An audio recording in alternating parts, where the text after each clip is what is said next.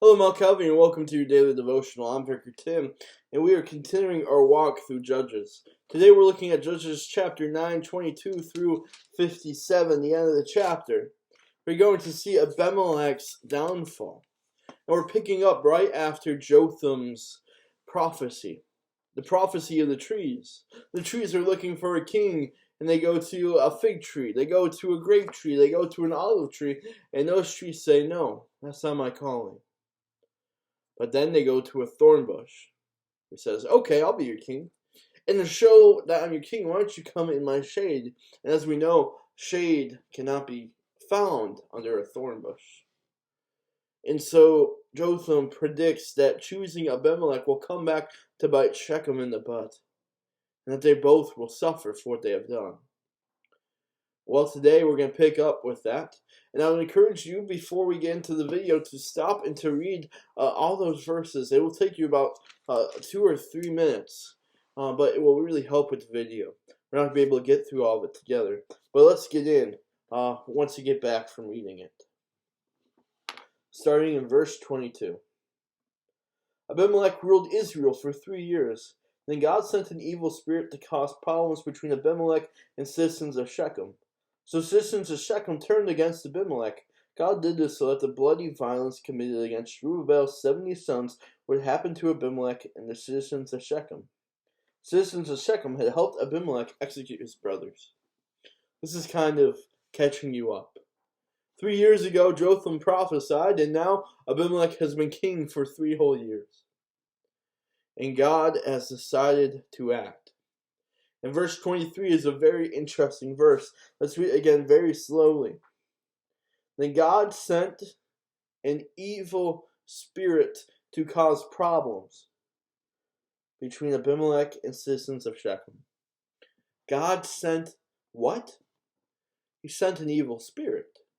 He sent a demon. He sent a fallen angel. I didn't think God does that. Well, our God is in control of everything, of all creation, including angels and fallen angels, including Satan himself. And God can use them to do his will, as we see here. God uses a fallen angel, a demon, to accomplish his will. That's kind of ear-perking, I guess. It catches you by surprise. But God chooses this method to cause tension amidst Abimelech and the people who had chosen him. And we see this go on where the people, they begin setting up traps for Abimelech so they can try to catch him. And not only are they setting up traps for him, but they're robbing anyone they can. They descend into a sinful lifestyle. And then in verse 28, we have a new character, Gael. And Gael comes into town. He's probably a foreigner. And he befriends a bunch of people, and he has a celebration with them. They get a bunch of wine, and they celebrate this harvest, where they eat, they drink, and they curse Abimelech. What a combination. And here Gael kind of makes his plea to become the leader. This is what he says. Gael, son of Abed, says, "Who's Abimelech? Who are we, the people of Shechem, that we should serve him? Isn't he Jerubbaal's son? And isn't Zebul his officer? Serve the descendants of Hamor, Shechem's father. Why should we serve Abimelech? How I wish I controlled these people, then I'd get rid of Abimelech. I would tell him, get yourself a big army and come out."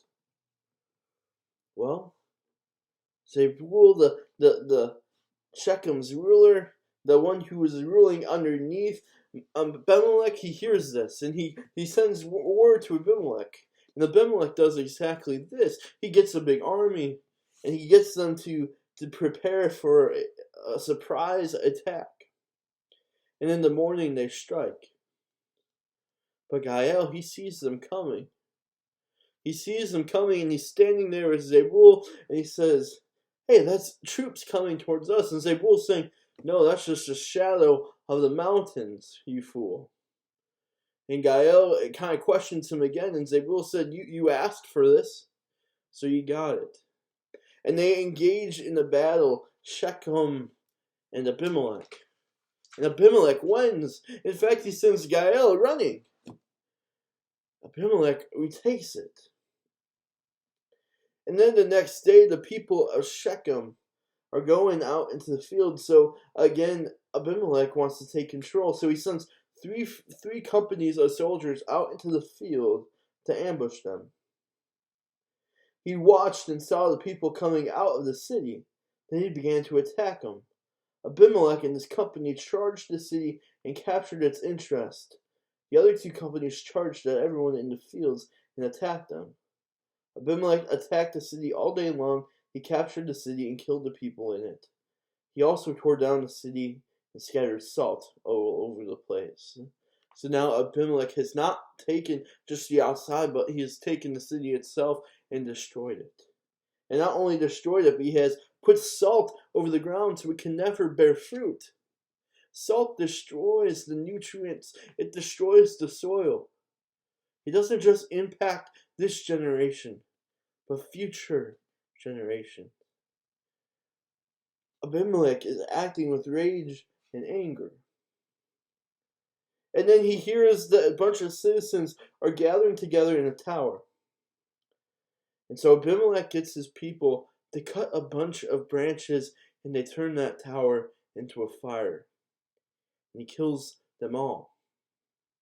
But there's still one group left that Abimelech has to take out. Let's pick up at verse 50.